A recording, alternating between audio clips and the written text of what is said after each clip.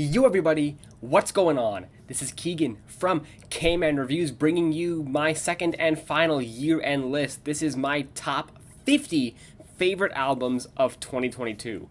Why 50? Well, a lot of great music came out last year and I want to highlight more than just the typical 10 or 20.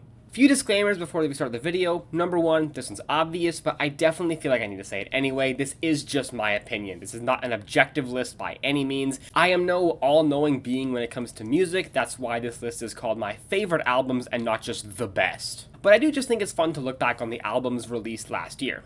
Also, if you don't see your favorite album on here, I would say I didn't hear it, but I likely did. Still, I did not get to everything, so it is possible I did actually miss it. And if you want, please leave your own list down in the comments below. I would love to read them. One more thing I want to mention as well is for everyone who follows my Instagram, I posted this image just to clarify which of the more critically loved albums I didn't listen to last year. Between then and now, I actually ended up caving and listening to two of them, one of which is actually on this list.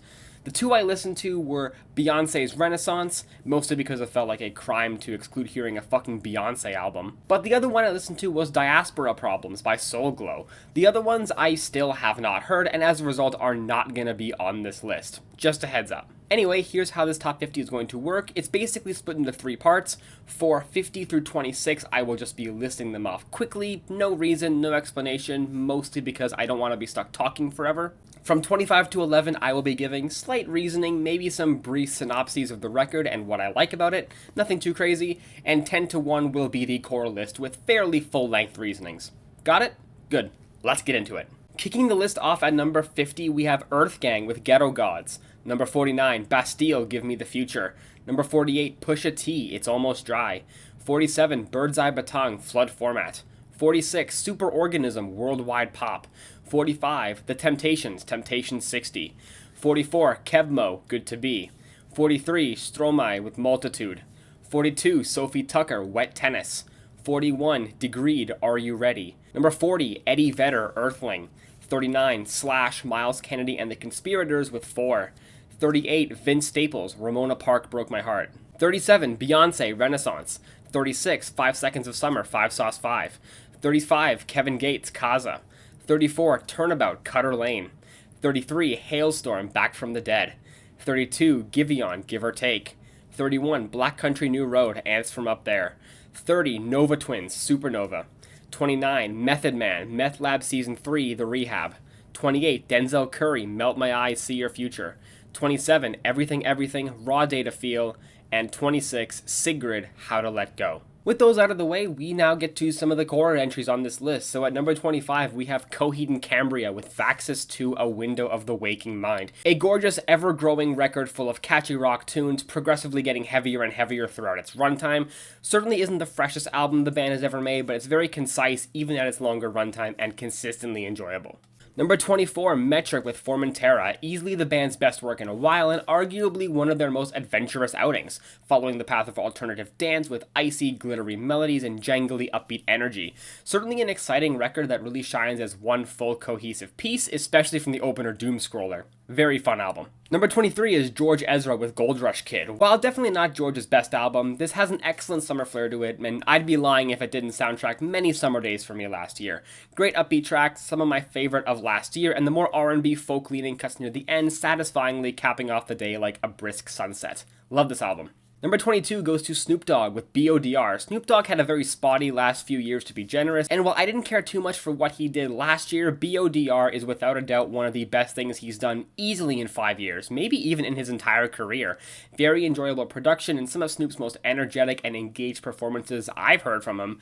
Had a blast with this, a remarkably consistent 53 minutes. Cannot recommend it enough. Number 21 goes to Sabaton, The War to End All Wars. Now, I'll say right now, I know very little of this band outside of this album, and looking at fellow reviews and opinions, it seems to be a very similar case to like a Lamb of God situation, where the band does their thing and very little else.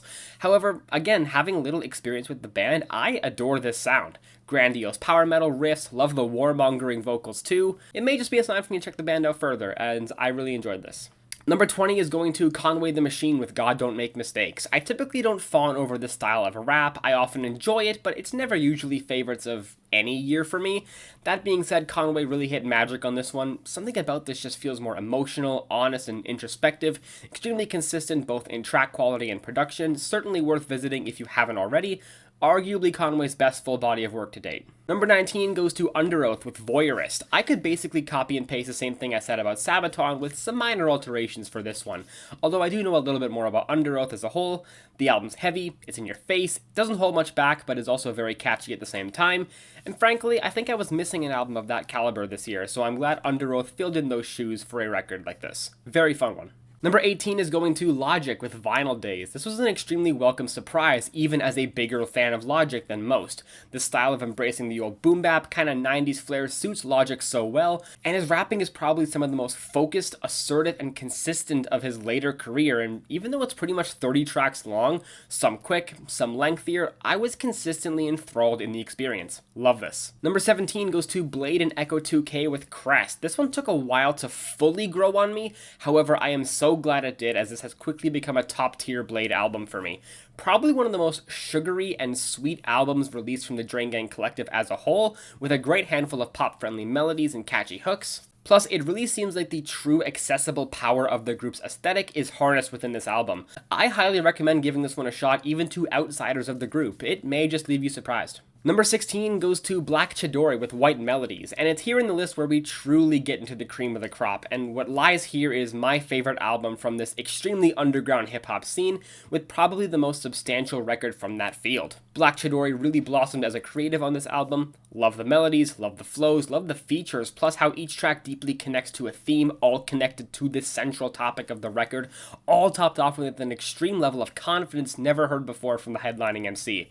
Give this one a listen, such a great experience. Number 15 goes to Danger Mouse and Black Thought with Cheat Codes. Greatness was pretty much guaranteed with this when these two artists decided to join for this full-length album. I love Danger Mouse's more minimal take on production, kinda raw, but still really suits him, and I don't think it needs to be told that Black Thought did a good job on this. And the features are so meticulously handpicked, there is not a single bad one on here. All around fantastic, haven't gone wrong with these two yet, and their fusion here only continues that. Number 14 goes to Zadra with Guiding Star. This is definitely one of the most surprising inclusions, at least to me, but my god, this record has a magic that was not really matched in the AOR scene, except for one upcoming album, but we'll ride that when we get there. But this, my god, so glamorous, so opulent, and an uncanny knack for melodies, plus the vocals fused with these hard rock instrumentals in a unique way compared to most albums in this scene.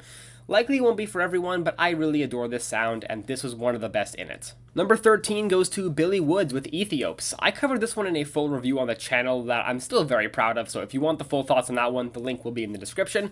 But this album is phenomenal. Lyrically jam-packed, unique yet captivating production and instrumentals. Truly a game-changing album for the abstract, drumless style of hip-hop. Excellent listen. Number 12 belongs to Willie Nelson with A Beautiful Time. Another album I was not expecting to have such an effect on me, but man, hearing this classic style of country with Willie's old yet somehow timeless voice singing over it, such a heartwarming listen, and this album is a key reason why I'll always connect more to that older style of country music. It still sounds fresh, it's still great, and even though it wasn't my favorite country album this year, this needs to be heard. Check it out. And number 11, just barely missing out on the list, by the way, this is a real toss-up between this and number 10, was Buckshot with Burning Barn. This is my first journey into the world of Haunted Mound, where I came back truly in love with the sound of it. That may just be because out of all the collective's affiliates, I like Buckshot's voice the best. And that includes Cemetery in that discussion too. I just think they suit this synth-stuffed collection of tracks the best. Along with the tracks where he's paired with Cemetery, and especially A Long Walk Home with Turnabout, that song just existed in my head rent-free for pretty much the entire year. Such a catchy record, and only makes me more excited to follow this group more and more in the future. And with that, we are now officially on the core list. So kicking this off at number 10, we have Billy Talent with Crisis of Faith. I have a huge soft spot for most of Canadian rock. It heavily fills one of two radio stations I still listen to. I hear a lot of bands like The Tragically Hip, 3 Days Grace, Finger 11, Nickelback, that whole scene, which works for me more often than not. And Billy Talent is up there as well. However, this album truly went above and beyond my expectations. I thoroughly enjoyed this. The production is your standard Billy Talent fare. It's not the most explosive or high-octane material out there, but that's never really been the band's MO. What is, though, is clean, catchy, traditional, and effective. The band's punkish take on the pop rock scene never fails to capture me. The flow between tracks is very smooth, the structuring of these songs is fine-tuned, the sound of the record is crisp from the sleek guitars to the pounding drums, and there's an authenticity to this record in particular that felt lacking on previous albums, especially Afraid of Heights. It's extremely consistent, and I was never tired or bored of the sound here. This was everything I hoped for in a new Billy Talent record, and I'm happy it came through. Love this. Crashing in at number 9, we have Nathan Evans with Wellerman the Album. This is 100% a biased pick, but I don't give a shit.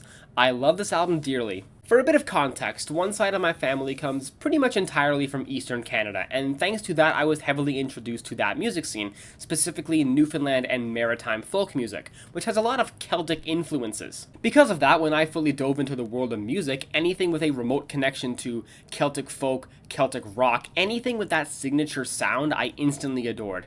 So naturally I fell head over heels for the sea shanty trend of 2021 spearheaded by Nathan Evans here, a trend that is long decrepit by now, but I never stopped following his career. And over the course of the past year, I was eagerly anticipating a full-length album of any sort, and when this dropped, I was enamored. I absolutely adore his renditions of classic shanties like Bully Boys, Leave Her Johnny, Holloway, The Last Shanty, Drunken Sailor, Bully in the Alley, and of course the classic Wellerman. All the shanties on here hit for me, but he doesn't just stick to shanties and drops some other covers as well. I adore his rendition of Doogie McClain's Caledonia, Darius Rucker's Wagon Wheel, another track I hold very close to my heart, and his own original song, The Banks of Sacramento.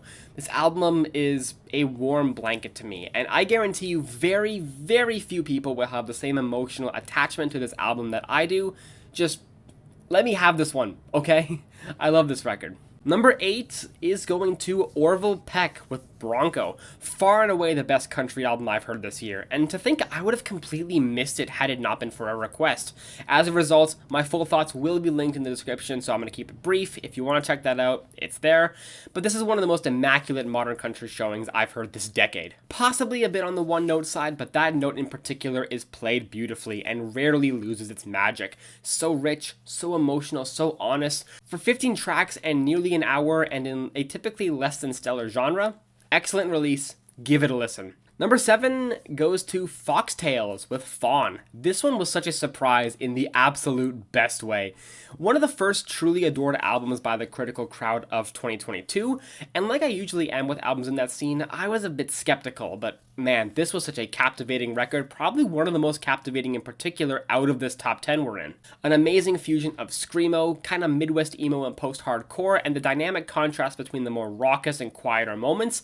It's pretty difficult to pick out a flaw with this record on a sonic level. However, it is the vocals on this album that really sold it for me and put it as high as it is here. Truly heartbreaking performances everywhere on the album, again following the excellent fluctuation in cadence and intensity. If you're a bit on the fence regarding screamo music, I would say this is a decent way to get familiar with it. It may be a bit aggressive for some, but peel that layer back and you will find a tender and vulnerable body of work. Number 6 is going to Kramer with All the Way. Out of all the AOR, glam / hard rock I listened to last year, no album took the cake clearer than this one. Which is funny since this album wasn't anywhere near my radar. I only heard word about it when the vocalist himself hit me up on Instagram and asked me to check out his music. Saw his patronymic band had an upcoming debut record and figured I'd check that out as well. And I was absolutely blown away by it. Another album I did review as well, so I'll keep this fairly brief. Link in the description if you want to check that out. But everything on this album is just so clean. It's crisp, it's volcanic in its execution with some absolute bangers like the opener Moment for Me, the title track, and Take Me Back To. I will say though, this is definitely one of the more cheesy, overly poppy side of AOR, which I know some people don't really care for, and if you're in that same crowd, maybe skip this one.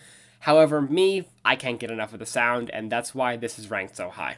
Number 5 goes to Alec Benjamin with Uncommentary. I have a love-hate relationship with Alec Benjamin. On one hand, I absolutely adore his take on indie pop, bedroom pop, very quaint and easy to vibe to, and I've really grown to loving his voice more and more over the past year too, but he's just never put out a full-length album that I truly adored all the way through.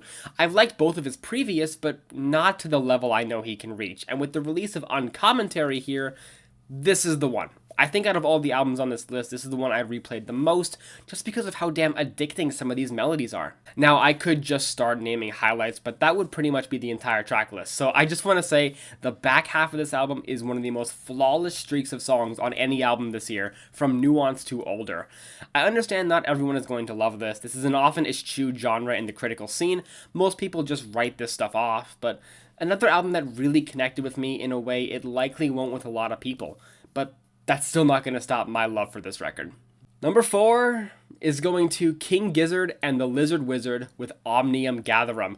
I've been an outsider regarding King Gizzard for the longest time. Seeing how many albums they put out and just how much consistent praise they often get, it can definitely be intimidating to somehow find a way into their discography. This year though, I kind of just sucked it up and dove into Omnium Gatherum, my second King Gizzard album. The first was actually LW, but this one trumps every other Gizzard album I've heard, including the 3 that were released last October. Such a phenomenal album, and there's no better place to start than the Odyssean opener, The Dripping Tap, a song that would have likely topped my singles of the year list had I done one. Hell, this song alone could be the reason why this album is so damn high. Absolutely enamored by this mesmerizing psych pop jam of a track. Some may say it's too long, I think it's perfect. That being said, this album still manages to cram in a shit ton of highlights in this 80-minute journey, like the visceral grooves of Gaia and Evilest Man, the more serene take on the genre with tracks like Kepler 22b and Persistence, some more soulful stuff like Red Smoke, and the techie synth bop that is The Garden Goblin. This album was just living in my head for a hefty chunk of the year. Love the variety, very engaging, great vocals, great production. I'm so hyped to eventually visit this band in full and check out their other albums. All thanks to this one. Absolutely love it. Number 3 is going to Josh Ramsay with The Josh Ramsay Show. Going into this album for the first time, I was pretty worried, especially with Josh giving this the tagline of every song will be in its own genre. And I had a strange feeling that this was going to be one of the most scatterbrained albums released this year. Thankfully, that didn't really come true, and I think this album solidifies Josh Ramsay's indelible talent as a musician, songwriter, and particularly a performer. Although I could absolutely debate that whole every song being a unique genre idea. This is another album I already reviewed, again, link in the description, but my god, this record was a miraculous success, from the more pop-focused cuts like You and I, Reckless Hearts, Can't Give It Up, to the almost Disney-esque musical vibe with Spellbound, some of the most touching lyrics on the record as well on that song, by the way, to a tried-and-true grunge track on Painted Faces, and Blame It on the Beat being one of the most lively, uplifting, and optimistic songs released all year. Gorgeous big band and swing vibes on that one. I know Mariana's Trench's next album is expected to come out soon, hopefully, and I kinda hope the influence of this record is mixed in with that one, because if it is, I think that could be something special. Number 2 belongs to JID with The Forever Story.